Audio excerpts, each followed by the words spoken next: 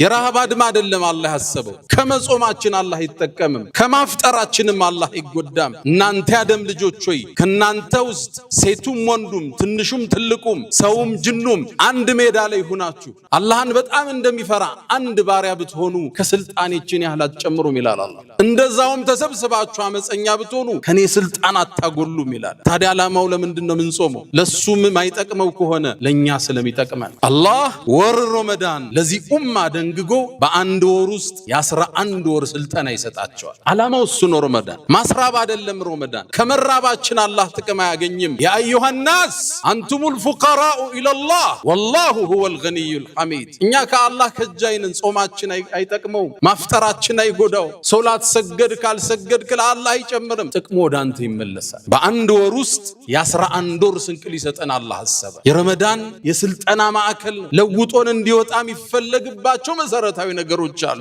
አንድ እንበል እስኪ። የመጀመሪያው ለጊዜ ያለንን ዋጋ እንድናስተካክል ረመዳን እድል ይሰጠናል። አሁን ቀጠሮው እንደ ነገሩ ነው። ስብሰባዎች አርፍደው ይጀመራሉ። የኮሚቴ ስብሰባ፣ የድር ስብሰባ፣ የቢዝነስ ስብሰባ፣ የመድረሳ ስብሰባ፣ የትምህርት ቤት ስብሰባ ሁሉም ከጊዜ ጋር የተጣረዙ ናቸው። ሰው ቀጥሮ አንድ ሰዓት ማስጠበቃውን ተራ ነገር ነው። ትንሽ ትራፊክ ጃም ይዞኝ ይልሃል፣ ቀላል ነው። ረመዳን ይመጣና ለጊዜ ለአንድ ሰዓት አይደለም ለአንድ ደቂቃ ዋጋ እንድትሰጥ ወር ሙሉ ይኮተኩታል። በስልጠና ሳይንስ ውስጥ በስነ ለውጥ ሳይንስ ውስጥ አንድ ሰው አንድን ነገር ለ21 ቀን ካደረገው ለውጥ ውስጥ ይገባል። ሀቢት የምንል ልማድ ያረገዋል። አላህ ግን ከ21 ቀን ሌላ 8-9 ቀን ጨመረና 29-30 አረገው። የተጓደለ ካለ እንዲሟላ። አንድን ነገር ለ30 ቀን ስታደርገው ባህሪ እየሆነ ይመጣል። እሱን ነው ሊያሰለጥነ የፈለገው። ለደቂቃ ዋጋ እንድትሰጥ ያረጋል። እስኪ ልብ በሉ። አዛን ከማለቱ ከ5 ደቂቃ በፊት አንድ ሰው ቢያፈጥር ጾሙ ትክክል ነው?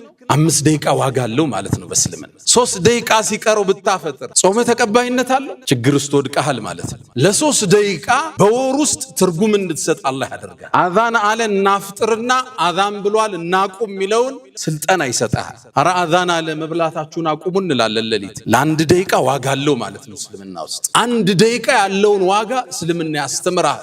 ወር ውስጥ ትሰለጥናለህ። ለ11 ወር ታዘረዝረዋለህ።